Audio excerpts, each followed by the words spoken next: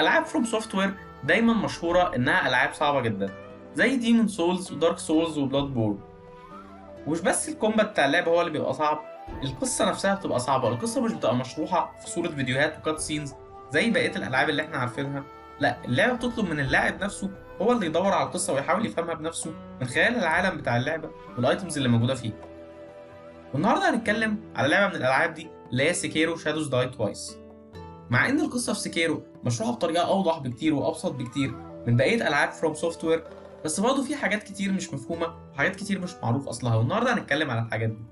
الكلام اللي هقوله لكم ده في كتير منه في اللعبه في صوره ايتمز وفيديوهات ومحادثات بين الشخصيات، وفي حاجات انا دورت عليها سواء من مصادر تانية زي الويكيبيديا بتاعت سيكيرو او من فيديوهات تانية. في حاجات هي رايي انا او نظريتي انا.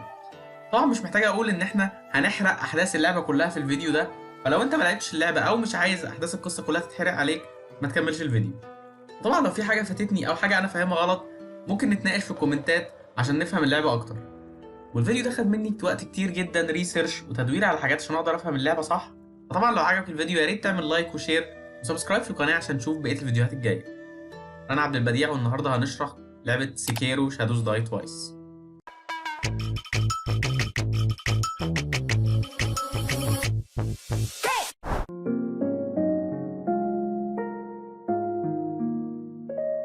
القصة بتبدأ قبل أحداث اللعبة بحوالي 20 سنة، وتحديدا سنة 1476. طبعا الفترة دي في تاريخ اليابان كانت فترة كلها حروب وغزوات وتدمير، وده خلى المحارب العظيم إيشين اللي هو بيحب أشينا أكتر من أي حاجة في الدنيا يقرر يحارب ويستعيدها تاني.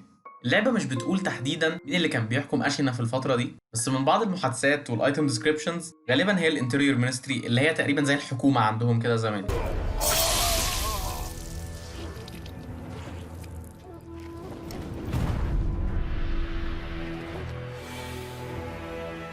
General Tamura is no more!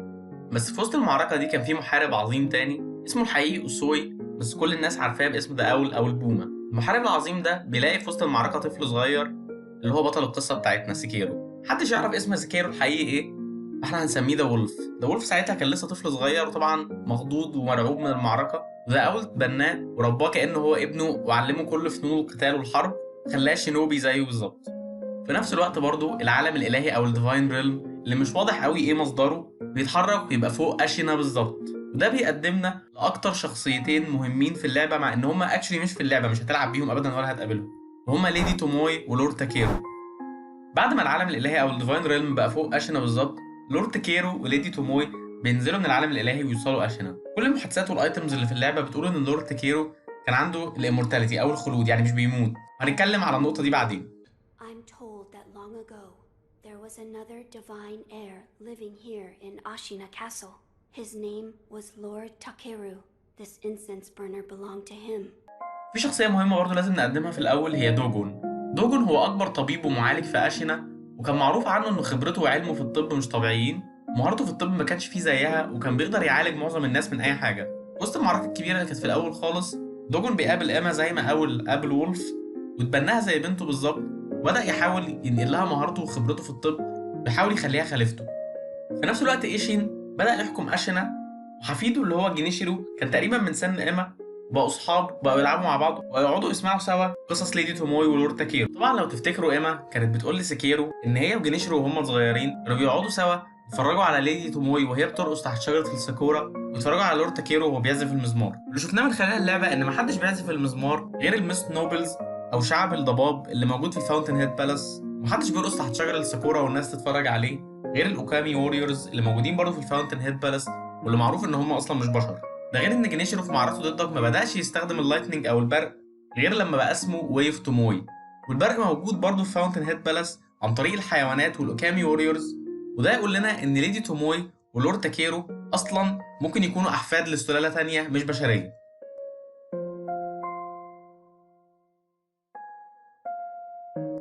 طبعا لما الديفاين ريلم او العالم الالهي جه فوق اشينا بالظبط، الشلالات بتاعته بقت تتدفق على اشينا. الشلالات بتاعته دي مكونه من ريجوفينيتنج ووتر او المياه المتجدده اللي سكان اشينا بمختلف مناطقها اكتشفوا مع الوقت ان ليها قدرات غير طبيعيه في الطب والعلاج. مع الوقت الموضوع اتطور اكتر من الطب والعلاج، لانهم اكتشفوا ان في ناس الميه دي بتديهم الخلود او ان هم يبقوا امورتال وما يموتوش.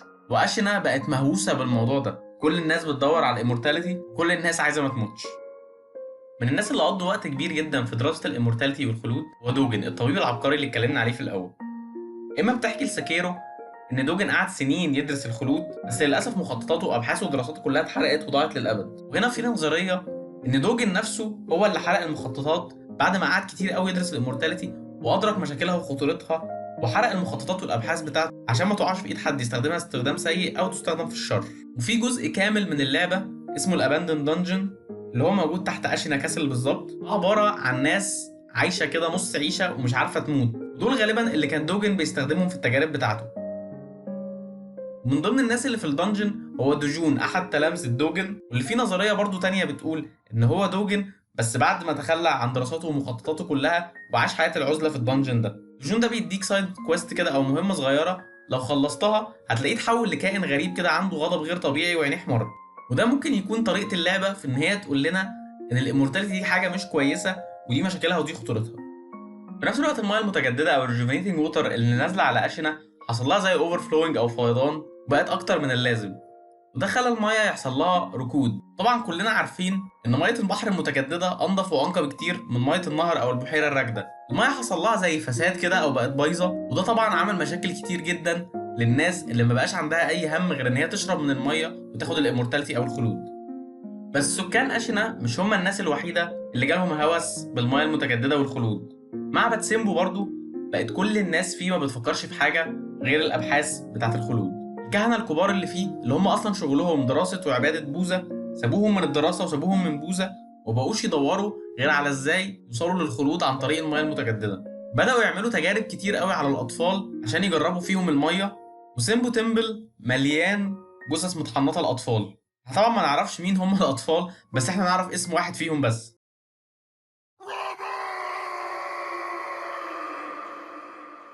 طبعا الموضوع باظ منهم وجه على دماغهم، والميه البايظه الراكده حولت معظم الناس في سيمبو تمبل لكائنات غريبه عندها مرض غريب عباره عن ديدان عملاقه عايشين جواهم وملهمش اي علاج غير ان انت تموتهم بالمورتال بليد. المهم ان اشينا كلها بمختلف مناطقها ما بقتش بتفكر في حاجه غير الريجونيتنج ووتر، وعايزين يوصلوا لاكبر قدر ممكن منها، ومحدش فيهم بيفكر في اي حاجه غير ان هو عايز يشرب منها اكبر قدر ممكن. في فاونتن هيد بالاس هنشوف الميست مونكس او كهنه الضباب وهم حرفيا بيمتصوا الجثث الميته عشان يسحبوا منها الحياه والخلود، ومبقاش عندهم اي حاجه تانية يفكروا فيها غير كده. وبرضه في ميبو فيليج اللي هي موجوده تحت اشنا بكتير او في اعماق اشنا، سكانها كلهم شربوا من الميه واتجننوا وبقى عندهم هوس بالميه والخلود، ومبقوش بيعملوا حاجه في حياتهم برضه غير ان هم يشربوا الميه المتجدده. في كاهن في ميبو فيليج لو اديته الميه المقدسه يشربها هيتحول لواحد من الميست نوبلز او كهنه الضباب. وفي الوصف بتاع الميه المتجدده او ووتر اوف ذا بالاس مكتوب ان الافراح في فاونتن هيد بالاس كانت بترحب بالضيوف بالمشروب ده اللي هو الميه المتجدده. ولو انتوا فاكرين الفاونتن هيد بالاس بتدخلها عن طريق الويدنج كيف او كهف الافراح اللي بتحرسه وحش ملعون اسمها برنسس ياو او معروفه اكتر باسم كورابتد مانك، والشكل الحقيقي الموبوء من الكورابتد مانك بيحرس المدخل بتاع فاونتن هيد بالاس. وده خلى يبقى فيه نظريه ان سكان الفاونتن هيد بالاس او الميست نوبلز كانوا بيخدعوا سكان قريه ميبو ان هم ييجوا للفاونتن هيد بالاس بالطريقه دي، ان هم يوعدوهم بالميه المتجدده عشان يمتصوا منهم الحياه والخلود.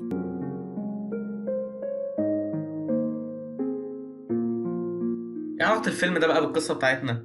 الفكره ان الناس اكتشفت ان في طرق تانية للخلود غير الميه المتجدده اللي هو الدراجونز هيريتج، ان انت تبقى من احفاد او من سلاله الديفايد دراجون زي اللورد تاكيرو قبل كده وزي برنس كورو دلوقتي اللي هو احد ابطال القصه بتاعتنا. وبعد ما شافوا الآثار السيئة جدا للمياه المتجددة زي الكهنة بتوع سيمبو تمبل اللي بقى فيه ديدان عملاقة عايشة جواهم، أو الناس اللي في أشنا اللي بقت عينيهم حمرا وبيخافوا خوف مرضي من النار واتجننوا، أو الميست نوبلز في الفاونتن هيد بالاس اللي مبقوش عارفين يعيشوا من غير ما يمتصوا الحياة والخلود من كائنات تانية. فبدأوا يدوروا على الدراجونز هيريتج اللي هم فاكرين إن ملوش أي آثار جانبية، بس في الحقيقة هو فيه مشكلة خطيرة جدا اللي هي الدراجون روت، ان كل ما الشخص اللي عنده خلود ده بيموت وبيصحى بينتشر وباء شرس جدا اللي هو الدراجون روت وبيصيب الناس كلها الا هو.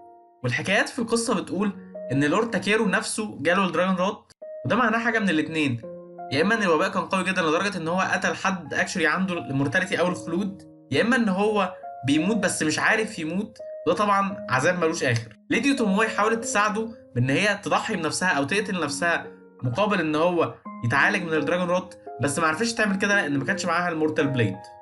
طبعا عشان تدور على الدراجونز هيريتج هتدور على برنس كورو اللي هو عنده الامورتاليتي وعنده الخلود ومش بيموت. وده هياخدنا لاهم يوم واهم ليله في القصه، يوم اللي حصل في إيراتا استيت. اللي حصل ان الانتيريور مينستري حاولت تهاجم تاني على اشينا وتسترجعها من حكم ايشين، وطبعا الجيش في اشينا كله خرج عشان يقابل الهجوم ده، وسابوا هيراتا استيت من غير دفاع او فيها ناس سامورايز كبيره قوي مش اقوياء خالص. طبعا برنس كورو مولود وعايش في هيراتا استيت، وده خلى سكيرو يروح بسرعه على هيراتا استيت عشان يدافع عنه لانه بقى الحارس الشخصي ليه. لانه بعد ما الجيش خرج هيراتا استيت اتهجم عليها من شويه لصوص او باندتس ودمروها تماما وحرقوها تماما. سكيرو بيفضل يحارب في اللصوص ويموتهم لحد ما يوصل لمدخل القصر الاساسي في هيراتا استيت، ويلاقي ابوه بالتبني اللي هو اول تقريبا بيموت، وبيقول له يروح يلحق الديفاين اير اللي هو كورو. It's you. I'm afraid I made a bit of a blunder. Perhaps the years have finally caught up with me. Don't bother tending to my wounds, no point. طبعا لو انت لعبت اللعبه للاخر عارف ان اول بيحور، وان هو اصلا اللي قايل للباندتس على مكان كورو لان هو طمعان في الباور اللي عند كورو اللي هي الخلود. سكيرو بيكمل حرب وسط هيراتا استيت وبيوصل لحد المعبد القديم عشان يلاقي كورو مخطوف من ليدي باترفلاي اللي هي كانت بتساعد في تدريبه مع اول. طبعا سكيرو بيحاربها وبيتغلب عليها، بس بعد ما بيتغلب عليها في حد بيطعنه من ظهره بسيف، وطبعا الحد ده هو اول اللي هو ابوه. كمان في نفس الوقت الحريقه اللي في المعبد بتخلي المعبد ينهار على كورو وساكيرو، بس طبعا كورو بيتعاطف جدا مع الشينوبي بتاعه اللي ما سابهوش وجاي عشان يلحقه، وبينقل له الباور بتاعته اللي هي دراجونز هيريتج وبيلحقه من الموت وبيخليه يعرف يصحى تاني. Loyal wolf, take my blood and live again. طبعا الجيش بتاع اشينا رجع من المواجهه بتاعت الانتيريور مينستري عشان يلاقي هيراتا ستيت متدمره تماما ومحروقه تماما. طبعا افتكروا ان سكيرو هو اللي ادى الباندتس او اللصوص المعلومات عشان يجوا يحرقوا ويدمروا هيراتا ستيت. كورو راح اشينا كاسل مع جينيشرو وايشين، وسكيرو اتحبس في البير القديم كنوع من انواع العقاب لان هو كان فاجرينه جاسوس وهو اللي باعهم للباندتس. طبعا سكيرو لما فاق كان متدمر جدا نفسيا وجسديا لان هو ما كانش متعود على الباور الجديده اللي لسه واخدها بتاعه الريزركشن وان هو ما يموتش. في نفس الوقت كان متضايق جدا ان هو ما عرفش يحافظ على سيده اللي هو برنس كورو، ده غير انه ما كانش مصدق ان اشينا وشعبها اللي هو متربي وسطهم كانوا مصدقين ان هو اللي باعهم للهيراتا ستيت باندتس. بس سكيرو بيلاقي نوت او جواب موجوده في البير اللي هو محبوس فيه بتقول له ان كورو موجود في المون لايت تاور اللي موجود في اخر حته خالص في الكامب. سكيرو اللي دلوقتي معهوش سلاح ولا حتى اي سيف بيتسلل ويوصل لحد التاور اللي مكتوب في النوت او في الجواب. بيلاقي كورو هناك فعلا، وبعد محادثه طويله بيتفقوا ان هم يهربوا من المكان ده. بعد ما سكيرو بيحارب الحراس اللي موجودين وبيفضي الطريق فعلا بيهربوا، بس وهم بيهربوا بيقابلوا جينيشيرو. بعد معركه شرسه هتنتهي دايما بهزيمه سكيرو حتى لو انت كسبت في اللعبه. سكيرو ما بقاش ينفع يموت، بس جينيشيرو بيقطع له دراعه وبيسيبه ينزف في مكانه. طبعا بياخد كورو ويمشي، ومحدش بيلاقي سكيرو غير السكالبتور او النحات اللي بينقذه. وهنا لازم نتكلم شويه على النحات. النحات زمان قوي كان شينوبي صغير، وكان في واحده شينوبي زميلته برضه، بس ما كانش عندهم اي ماسترز وما كانوش بيخدموا حد، فكانوا بيتدربوا في السانكن فالي او الوادي البعيد. وطبعا من كتر عيشتهم هناك بقوا بيتحركوا ويتصرفوا زي القرود اللي بتسكن الوادي، عشان كده سكالبتور بقى النيك نيم بتاعه اورانجوتان. بس اللي حصل ان هم كانوا بيحاربوا الجارديان ايد بالعملاق، طبعا اتغلب عليهم بسهوله، وكينج فيشر اللي هي زميله النحات ماتت على ايد الجارديان ايب. طبعا انت وسط اللعبه لو اتغلبت على الجارديان ايب هتلاقي معاه السيف والخاتم بتوع كينج فيشر اللي هي زميله النحات. وطبعا الخاتم ده كان الخاتم اللي بتصفر بيه زميلته وهم عايشين في الوادي، عشان كده في الفايت مع ديمون اوف هيترد اللي هو النحات بعد ما تحول لصورته الشريره، سكيرو بيستخدم الخاتم بتاع كينج فيشر عشان يقدر يسيطر على الوحش.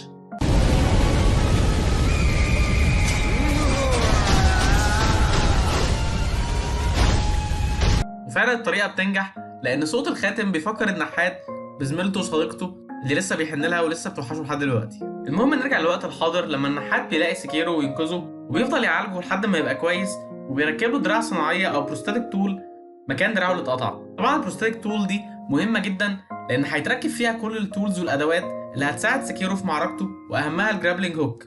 المهم ان سكيرو قرر ما يستسلمش ويفضل يدور على كورو سيده اللي لسه بيخدمه. طبعا كورو موجود في الاشينا كاسل اللي هي المقر بتاعت عيلة إيشين. بعد ما بيفضل يحارب ويتغلب على معظم جيش أشينا، بيوصل فعلا لكورو في الأشينا كاسل، بس بيلاقي عنده جينيشيرو مصمم ان هو ياخد الخلود او الامورتاليتي باور من كورو عشان يعالج بيها جده إيشين اللي بقى عجوز جدا وقرب يموت. وبرضه جينيشيرو مقتنع ان أشينا مش هتعرف تدافع عن نفسها غير بالباور دي، لان هو شايف ان جيش أشينا ضعيف ومش هيعرف يقاوم كل الاخطار اللي بتواجهه.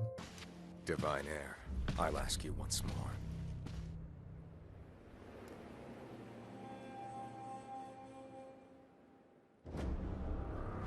Accept me to your mortal oath.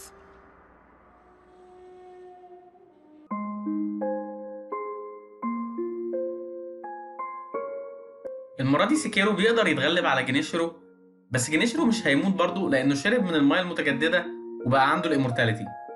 بعد كده سكيرو بيحاول يقنع كورو إن هما لازم يهربوا من أشينا خالص، وإن المكان ده مبقاش ينفعوا يعيشوا فيه، بس كورو بيقوله إن هو مش عايز يهرب وإن هو يفضل يبقى بني آدم عادي بيموت زي بقية الناس. وبيكلموا عن ان الخلود ده عمل مشاكل كتير جدا وبوظ عقول الناس وخلى ناس كتير تموت اصلا وهم بيدوروا على الخلود. طبعا سكيرو بيسمع كلام سيده اللي بيقوله على طقس الامورتال سيفرنس او تخلص من الخلود. بيقول سكيرو ان هو لازم يحصل على مكونات الطقس ده، لاهمها المورتال بليد. المورتال بليد هو سلاح قوي جدا وقديم جدا بيقدر يجرح ويموت حتى الناس اللي عندهم الخلود، وكورو عايزه عشان يقدر يجرح نفسه، لان دم كورو او دم الخلود احد المكونات اللي لازم تتحط في الطقس بتاع الامورتال سيفرنس. سكيرو بيروح على سيمبو تمبل اللي معروف ان هو اخر مكان اتشاف فيه المورتال بليد، وهناك بيقابل الريجوفينيتنج تشايلد او الطفل الخالد، اللي هي الطفله الوحيده اللي ما ماتتش من التجارب اللي كانوا سيمبو تمبل بيعملوها على الاطفال. الريجوفينيتنج تشايلد هي المتحكمه في المورتال بليد وهي اللي بتقرر تديه لمين، بس المورتال بليد فيه مشكله ان مش اي حد بيعرف يسيطر على قوته ومش اي حد بيعرف يمسكه، واي حد بيمسكه غالبا بيموت. عشان كده سكيرو هو انسب واحسن واحد يتحكم فيه، لان هو عنده الامورتاليتي ومش هيحصل له حاجه لو مسك المورتال بليد. الريجوفينيتنج تشايلد بتتعاطف جدا مع سكيرو وبتحاول تساعده ان هو يوصل للهدف بتاعه اللي هو الامورتال سيفرنس ريتشوال، وبتبتدي تقول له عن اماكن الحاجات اللي هو محتاجها عشان يخلص الطقس ده. وكمان بتتعاطف مع كورو ومع قصته ومع المشاكل الكتير جدا اللي وقع فيها بسبب قوته اللي هي الامورتاليتي، وبتعرض على سكيرو ان هي تهرب كورو او تحاول تنقله مكان تاني او تحاول تنقل الباور بتاعته لحد تاني، بس هنتكلم على الجزء ده اكتر بعدين. المهم ان سكيرو بيكمل معركته وبحثه عن بقيه المكونات اللي هتخلص طقس الامورتال سيفرنس. من ضمن المكونات دي زهره اسمها لوتس اوف ذا بالاس، والزهره دي موجوده في كهف في السانكن فالي. الكهف ده بيحرسه الجارديان ايب اللي هو قرد عملاق شبه الغوريلا كده موجود على مدخل الكهف. الكهف ده موجود في شلال، طبعا احنا عارفين ان الشلال ده بيحمل الميه المتجدده اللي هي بقت فاسده وراكده، واللي حولت الجارديان ايب لوحش انفستد موبوء مش هيموت غير بالمورتال بليد. سكيرو بيقتل الجارديان ايب وبيوصل للزهره، وبعد كده بيرجع على اشينا كاسل تاني عشان يديها لكورو، بس بيكتشف ان الشينوبي احتلوا الكاسل والكاسل بقت كلها حراس من الشينوبي. سكيرو بيوصل لاوضه كورو تاني في الاشينا كاسل وبيكتشف هناك وجود اول ابوه، وبيعرف ان ابوه ضحك عليه وان هو ما ماتش ولا حاجه وان هو بس كان مختفي بعد اللي حصل في هيراتا استيت. وكمان بيعرف ان ابوه برضه زي بقيه الناس طمعان في الباور اللي عند كورو اللي هي الامورتاليتي او الخلود، وابوه بيفضل يقول له ان هم محتاجين الامورتاليتي او الخلود عشان يعرفوا يسيطروا على اليابان ومحدش يعرف يقف في طريقهم، وبيأمروا ان هو يضحي بكورو ويبطل خدمته ويتحد مع ابوه عشان يوصلوا للي هم عايزينه. وهنا اللعبه بطريقه حلوه جدا بتتقسم لطريقين وبتديك فرصه لاكتر من نهايه.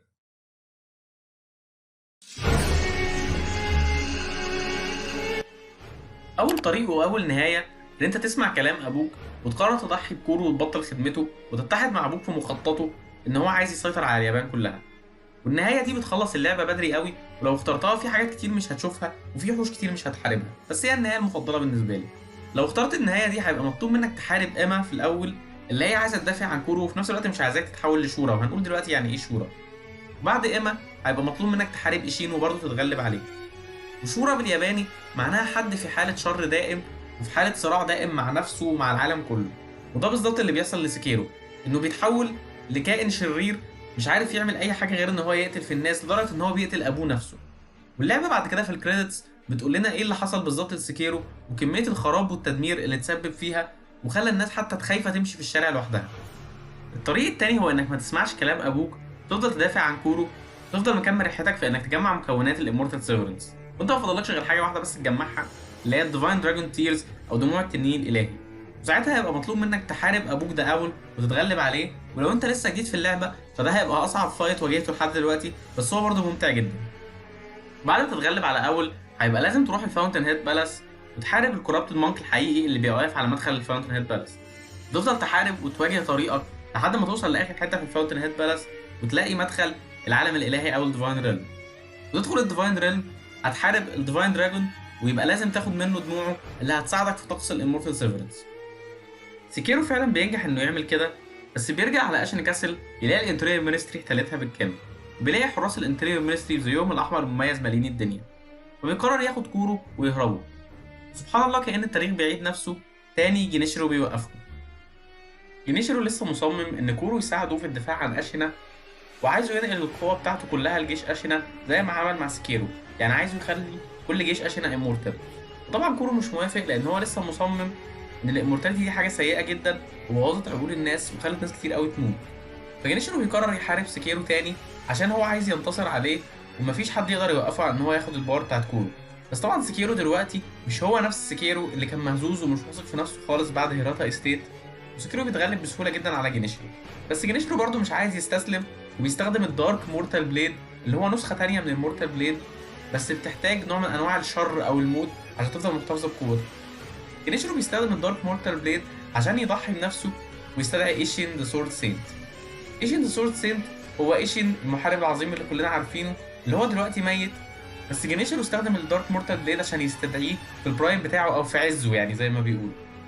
طبعا ايشين اللي جه ده مش هو نفس ايشين اللي كان بيتعاطف مع ساكيرو جدا وساعات كان بيساعده. جينيشيرو استدعاه بالمورتال بليد، عشان كده هو بيشارك جينيشيرو في عواطفه نواياه. المهم ان في فايت بيحصل وهو امتع فايت في الجيم بالنسبه لي، سكيرو بيقدر برضه يتغلب على ايشين ذا سورد سينت. بعد كده ساكيرو بيجري على كورو اللي جينيشيرو جرحه بالمورتال بليد قبل ما يموت. وهنا انت بيبقى عندك 3 اختيارات و3 نهايات بتختار واحده منهم. مش هنتكلم قوي على تفاصيل النهايات ولا على الايتمز اللي انت محتاجها عشان توصل كل نهايه، بس هنتكلم باختصار عن قصه كل واحده فيهم.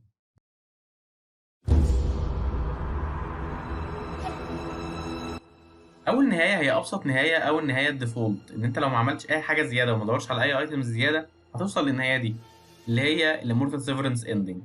النهايه ببساطه ان سيكيرو بيموت كورو بالمورتال بليد زي ما هما كانوا متفقين من الاول، وبيقضي على الباور بتاعته اللي هي دراجونز هيريتج، وكورو ما بيبقاش امورتال بعد كده. واللعبه بعد كده بتوريك ان سيكيرو خد مكان النحات في الايدول، وبقى هو اللي قاعد بينحت، وبقى هو السكالبتور مكان النحات. وده في رايي بسبب ان الحاجه الوحيده اللي كانت مانعه سيكيرو ان هو يبقى شورى هو كورو، وبعد ما كورو مات مبقاش عنده اي حاجه تانية يعيش عشانها، فقرر يعيش نفس الحياه بتاعت النحات. متهيألي ان اللعبه بتتنبأ بعد كده ان سيكيرو هيتحول يبقى ديمون اوف هيترد زي ما السكالبتور عمل قبل كده. تاني نهايه هي البيوريفيكيشن اندنج او نهايه التطهير، اللي فيها سيكيرو مش عايز يموت كورو. سيكيرو عايز يحافظ على حياه سيده، وعن طريق زهره لقاها في رحلته وهو بيحارب الديفاين دراجون بيعمل كده فعلا، وبيبدأ طقس جديد اسمه بيوريفيكيشن، والطقس ده بيخلص كورو من الباور بتاعته اللي هي الامورتاليتي، وكورو بيبقى بني ادم عادي زي بقيه الناس. بس الموضوع ده ليه شرط، او الطقس ده ليه شرط، ان اي حد خد الباور بتاعت كورو لازم يموت.